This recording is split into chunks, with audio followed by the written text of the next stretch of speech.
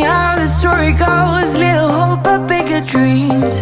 Hey my smart pros, it's me Gina, and in this video I'm going to be sharing with you guys 20 tips to make sure you get the perfect braid out, twist out every single time. If you guys follow me on my channel, you guys know I am the twist out, braid out, 3-strand twisting queen. You guys know that is my jam. That's what I like to do. Those are my favorite hairstyles. That's how I get down on this channel. So I'm going to be sharing with you guys my tips to make sure you get the perfect braid out, twist out, 3-strand twist every single time. So before we get into this video, if you have not joined our Smart Pro family, make sure you hit the subscription button as well as the notification button so you don't miss out on any new uploads. And let's get into the tips. Tip number 1, check the weather. Nothing can ruin a twist out or a braid out like the weather can. Listen, if it is going to be rainy, it is going to be humid, don't even waste your time. Just go ahead and do you a wash and go, or go ahead, twist your hair up, do chunky twists and say I'm going to throw that stuff mess in a puff and be done with it. Because you know, you can come out looking all nice and braid out, popping. By the end of the day, that definition is gone. Your hair is frizzy, all because it was super humid outside or it started raining and that your hair started getting that moisture, and next thing you know, your hair didn't look like it did when you left the house, when you came back in. The next tip that I have, which is tip number 2, is foundation. A good braid out, a good twist out definitely starts with a good wash day. Make sure you're using products that are going to keep your hair moisturized so that your hair doesn't dry out throughout the week, because dry hair that does not look good regardless. So if your hair is dry, it's going to make the best hairstyle look bad because then it just looks dry. So make sure you start off with a very good foundation, have a very good wash day, from your shampoo all the way to your styling products. My next tip, which is tip number 3, is determine whether your braid outs look better on wet or dry hair. For every person, it is different. I know some girls who get the bombest results when their hair is dry, and I know some people who get the bombest results when their hair is wet. Just know it just kind of depends on what you prefer. When you do braid outs on wet hair, twist outs and braid outs on wet hair, you're probably going to get a lot more definition, but you're going to get shrinkage. Where if you do it on dry hair, you're going to get elongation, but you're not going to get that definition. So just determine what you like. Do you like to do your braid outs on wet hair? Do you like to do it on dry hair? Which looks better on you? Number 4 tip is make sure to thoroughly detangle your hair.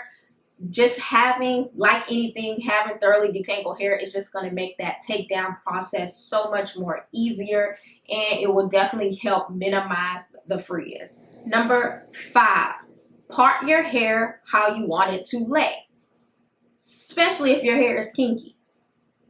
Don't go trying to part your hair after you've already unraveled it. Literally, just braid your hair, twist your hair how you want it to lay. If you want a side part, just do that before you're twisting. If you want a middle part, do that before you're twisting. Don't do it after you've unraveled. You're going to cause frizz in that area in which you're trying to part, and it's gonna look bad. So don't do it. Do it while you're twisting your hair. Number 6, curl definition. You want to use products where you can see a little curl definition when you apply it. When I see a little curl definition when I'm twisting my hair because I apply some product, I know this braid out or this twist out is going to be bomb, because my curls are defined, which means when it's time to unravel, they easily separate, and I can separate them at that little curl because they clump together and they're super defined. So make sure to use products where you can see a little curl definition. Number 7 kind of brings me back to number 2 and the last one I just said, but number 7 is know your products. Know what products give you the best twist out, braid out results. Know what products keeps your hair moisturized the longest. Know what products will keep the frizz down, minimize the longest. You just have to know your products, know your ingredients, be aware of ingredients that don't work for your hair. For me, glycerin works during the winter, but glycerin does not work for me during the summer. Whereas some people, glycerin just flat out doesn't work for them at all. So you have to know those things. You have to take the time to look at products and kind of figure out and identify which products keep you from having the best results. So you definitely need to know your products if you want to get a good braid out or twist out.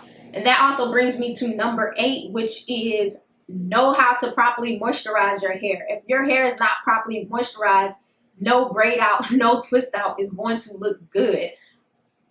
Braid outs and twist outs looks good when your hair looks moisturized, when your hair looks healthy. So know how to layer your products, know how to keep your hair moisturized, whether it's the lock method, the LCO, whatever works for you, LOCO, water O, HCO, like it don't matter. Whatever works for you, do that to make sure that you get the perfect braid out and twist out. Number 9, know your twist and braid out size. I feel like this is one of the biggest reasons why some people don't get the best results, because they're not willing to find out which size, how big of a twist or how big of a braid out to do when it comes to your hair. Everybody's hair is different. I have thick strands, high density hair, so the amount of braids that I do to get a certain look may look different than somebody who has thin strands, low density hair. So you just have to know how many braids and what size to do.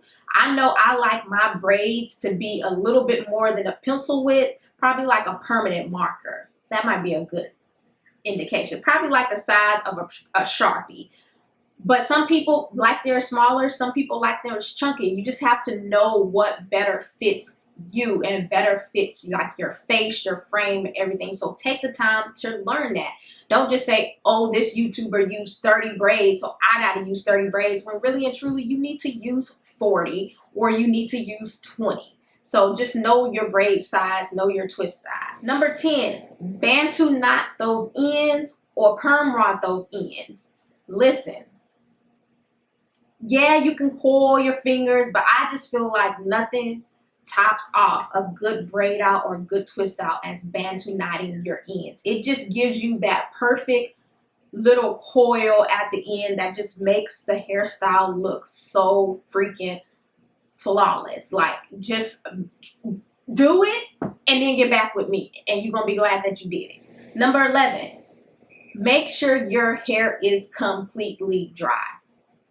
I sometimes don't do this because I twist my hair up too late, knowing good and well I got to be up at 5 o'clock in the morning and I'm too lazy to sit under the hooded dryer to make sure my hair is dry. But I'm going to tell you now, when I untwist my hair and it's still wet, I know by the time I get to work, there's not going to be any definition in those wet twists. So make sure your hair is completely dry before you unravel those twists. What I like to do is I will unravel my twists and I feel they're not dry, I don't go separate. Definitely don't go separate if your hair is not dry. Just twist that bitch back up and sit on the hooded dryer. But do not unravel until your hair is dry. Then number 12, take your time to unravel. Now, I kind of am guilty of this too because, you know, I like to unravel my hair while I'm going to work. And, you know, that might not be the best thing to do in the world, but, you know, it gets done. But when I can't take my time to untwist, I really do take my time because it makes a significant difference in the amount of frizz that I receive. So definitely take your time to unravel. Take your time to separate your curls where your curls want to naturally separate. Just take that time to do all of that. My next tip is pick your roots. Don't pick your, why would you pick this? Like, you pick this, you then messed up your definition. Only pick at the roots. It don't have to be big the first day. That stuff is going to grow throughout the week. Honestly, for me, this is a perfect first day hair because I know by day 3, day 4, this is going to be bomb. So, and I know it's going to last, but always pick at your roots. Don't pick at the actual strands of your hair because you're going to lose definition. You're going to cause unnecessary frizz. So just be aware of that. Number 15, use a shine spray. If you have type 4 hair, listen, I have type 4 hair too. And sometimes I can use products that are absolutely amazing. My hair feels moisturized, but it just don't give me that extra shiny that I'm looking for. Use a shine spray. Just get you a shine spray, spray your hair, and it will give you that shine that you're looking for without weighing your hair down. So use a shine spray. Number 16, jacked up ends will always make a braid out or twist out look bad, and you cannot hide it. So trim them ends. That's all I'm gonna say.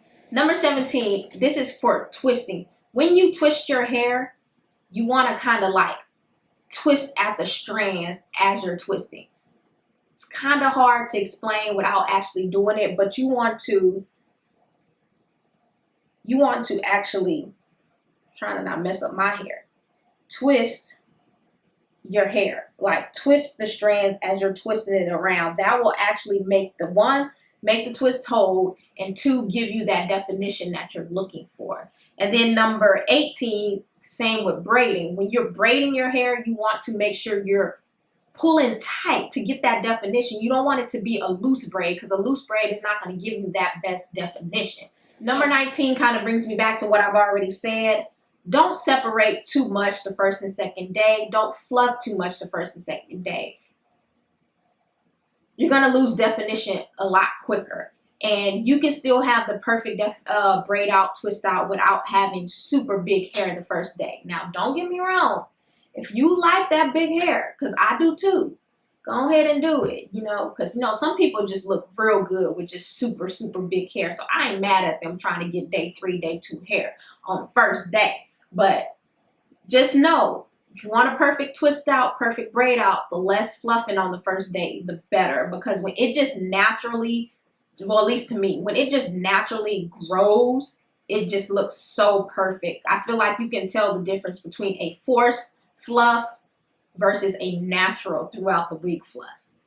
Calm it down if you believe me, you get what I'm saying, you get my drift. And then my last one is stay out your hair. Don't mess up a good braid out, a good twist out, because you picking at your hair, you touching it, you fluffing it some more, you pulling on it. You just don't make a good braid out, good twist out look bad. You don't want to do that. You don't want to do that. So yeah, those are my 20 tips to having a perfect braid out, twist out. I mean, you guys see this twist? You see this braid out right here?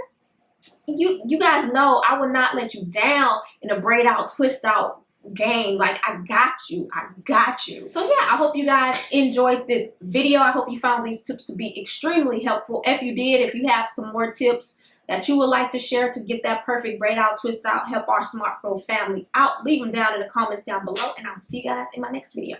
So you really made it to the end of the video. You the real MVP. But because you made it to the end of the video, I know you like my content. So make sure you subscribe so you don't miss out on any of my other uploads. Also, make sure you check out these other 2 videos that I posted on my channel. And thank you guys so much for watching.